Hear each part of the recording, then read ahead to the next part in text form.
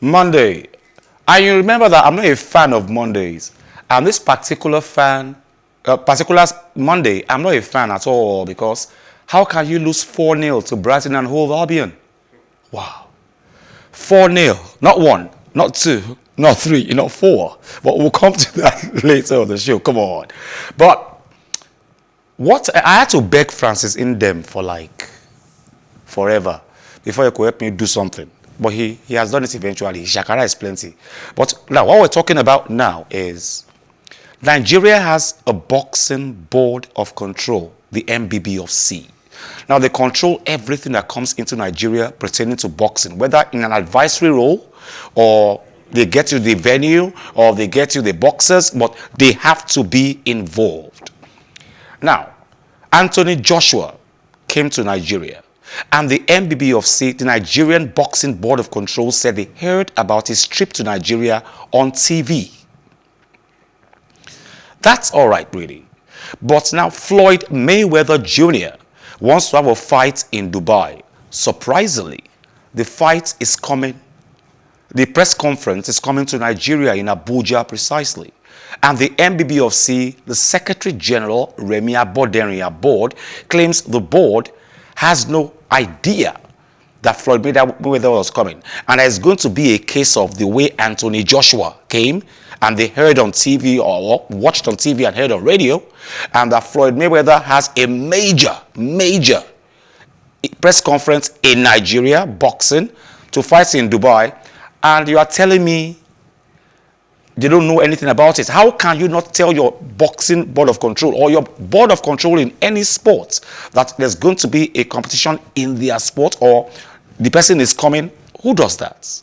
It's indicative of the lack of respect that... Lack of respect. Yes, exists. I think, obviously, all of the blame in this instance, and even in the instance of the AJ fight, belongs to the organizers. How do you not keep the necessary stakeholders? How do you not carry them along? How do you not? I have the names of the guys who organized the events, and I'll leave the name till tomorrow when Remy comes on the show to explain to us how bad this is and how much their non-involvement in this is.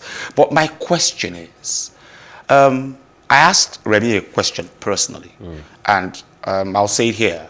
I said, have you guys given these guys enough reason to respect you? That's a big question. It is. Because you see, if someone comes to the studio here, how he talks to us, how he replies our question, a psychologist out there will know that these guys have not given themselves a chance to be respected by these guests. Well, regardless of all of that, there are two things you can either have.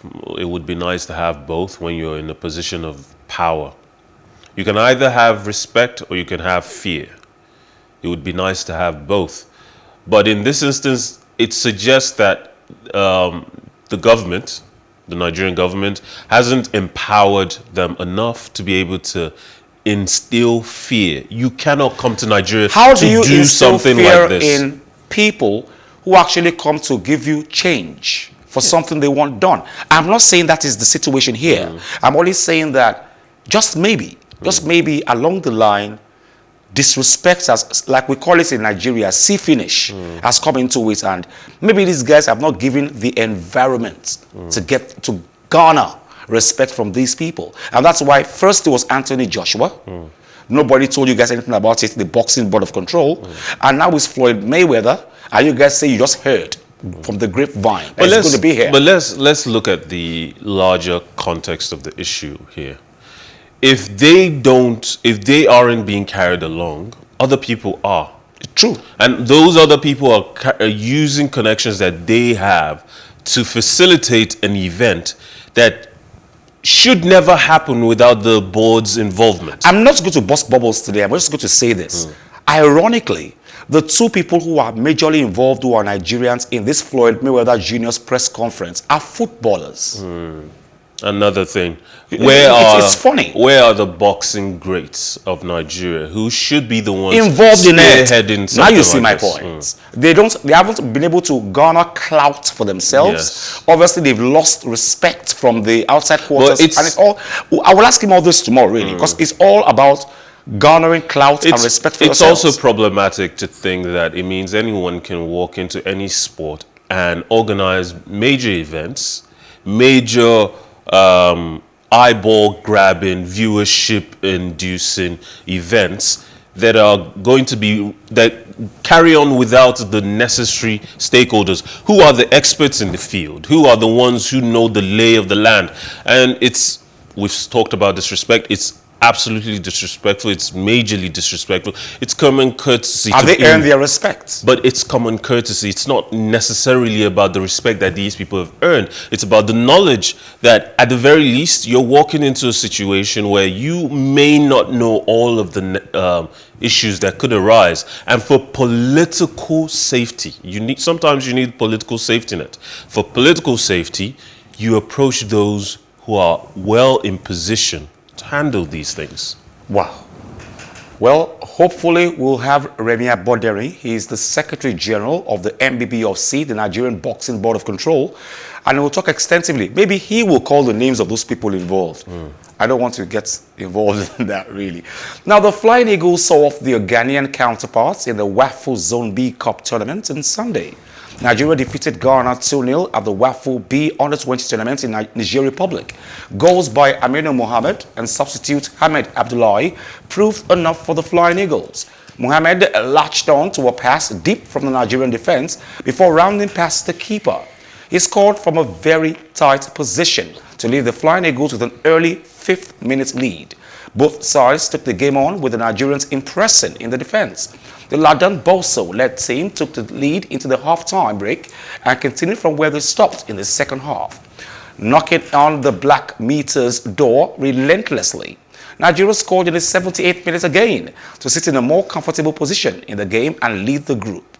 They will play Burkina Faso next, with the group leaders expected to qualify for the African Under-20 Championships.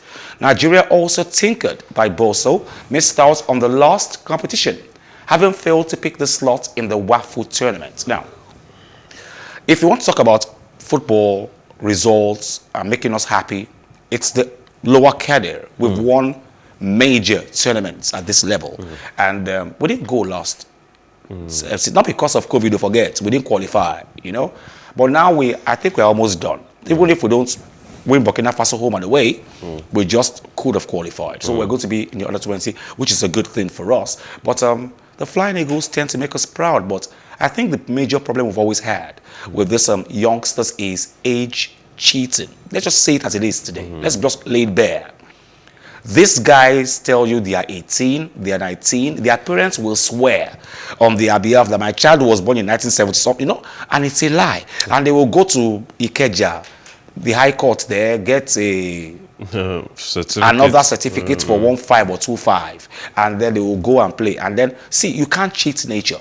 If you are 35 and you're claiming to be 12, your body is 35. Well, I think ultimately right now, oftentimes we benefit from that, because if these men are 35 playing against 18-year-olds, they have physical dominance against these players, and it reflects in how often we win and dominate and compete well in these lower tier competitions. But it's the future consequences of those lies told in the past that is really destroying our football at the senior level. And aside from all the issues we've talked about regarding coaching, regarding administrative responsibilities and mismanagements of those responsibilities, obviously we've always said tackling the issue at the root, at the grassroots, at the lower tier, that's the way to go. Whatever issue we have in our Nigerian football, it's always at this level of football that we need to start doing the kind of oversight that is so ingrained into the systems in other countries and more civilized, more advanced, and more prosperous footballing I remember nations. Fela Anikulapo-Kuti saying, it's very good for a student to make a mistake so it can be corrected. So teachers expect you to ask questions and make mistakes. I remember a South American under-17 team in the competition, and they were disqualified. And the reason still surprises me till today. They were disqualified because the organizers said they were not making under 17 mistakes. You know, they were, see, when you make under 17 mistakes, it's very obvious, like, oh, he's only 17, he's only 16, he's only 15. But when you don't make these mistakes and you are playing too maturedly, people conclude and say, this guy is not 17. Not because of his look now, because of the way he's playing. I mean, that's... So at this level, it pays us because we're playing very well. We're playing with age and experience. But when we get to the next level, our age starts to tell. I mean, I remember a story back in the day.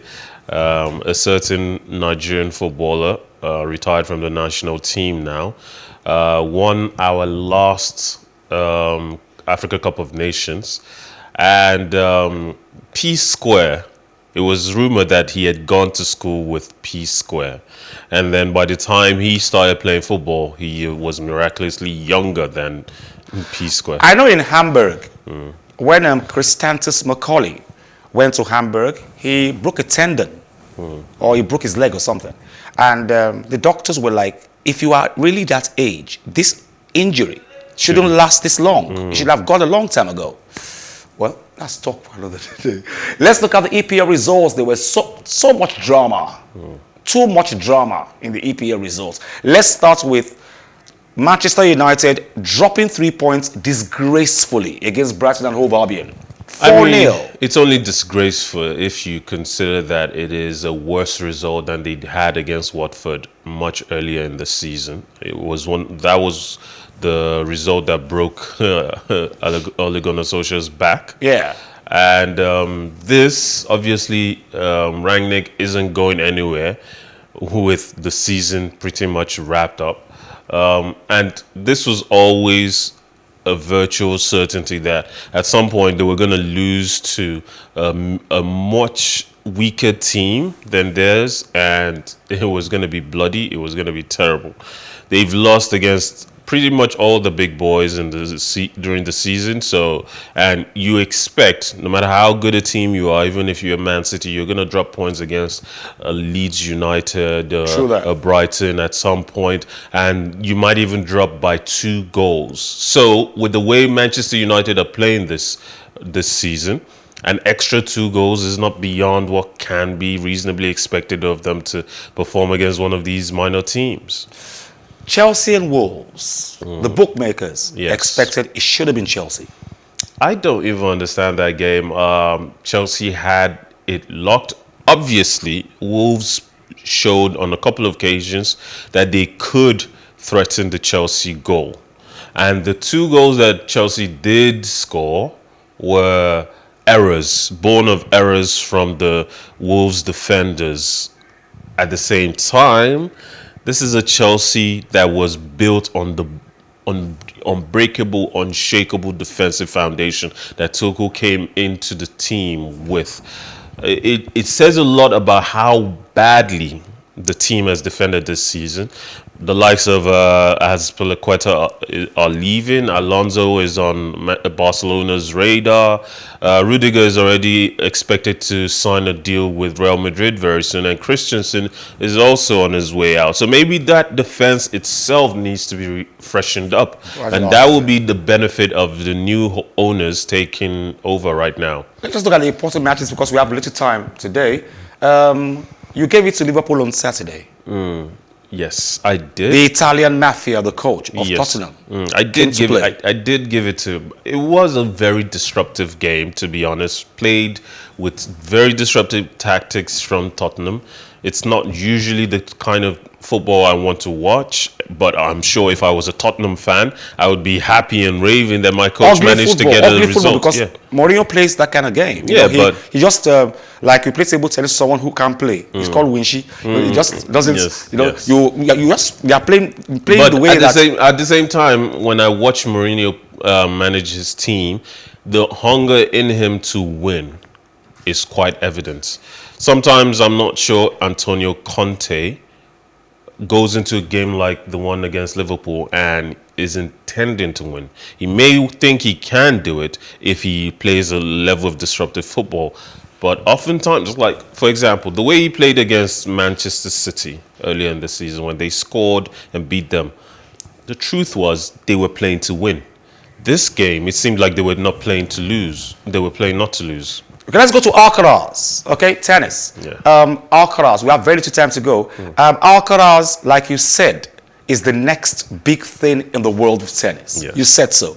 And yes, he is. Yes. Alcaraz has become the first, not the youngest, the first tennis player to beat Nadal and Djokovic in a competition at 19.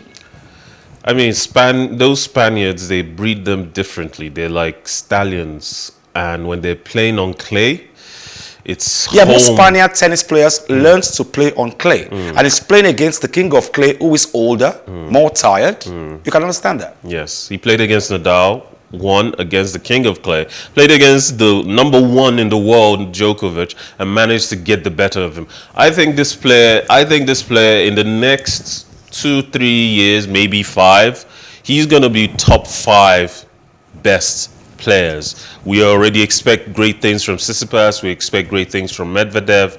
We are expecting good things, at least from the likes of Dominic Thiem, Berrettini. I think Alcaraz will give a lot of those players a run for their money. I'm going to leave you with Carlos Alcaraz today. He's 19 years old and he became the youngest player to win the Madrid Open. And he beat Alexander Zverev in 2 straight sets. Massive. I'll leave you with that. Bukayo, thank you. Thank you. Lawal, thank you very much. He's behind the cameras. You don't see him, but he makes you see us. Thank you very much, Shai. He always gives me problems, really. Francis Ndem, thank you very much, my guy. You always have my back. Damilola, thank you very much for always having my back too. Join us same time tomorrow, Plus Sports and Plus TV Africa. My name is Wale Scott. Like I always advise you, Funke, thank you very much for being there too. She's always had my back too somehow. Join us same time tomorrow, Plus Sports and Plus TV Africa. Like I always advise you at the end of every show, if not for anything, at least for your heart, do some sport.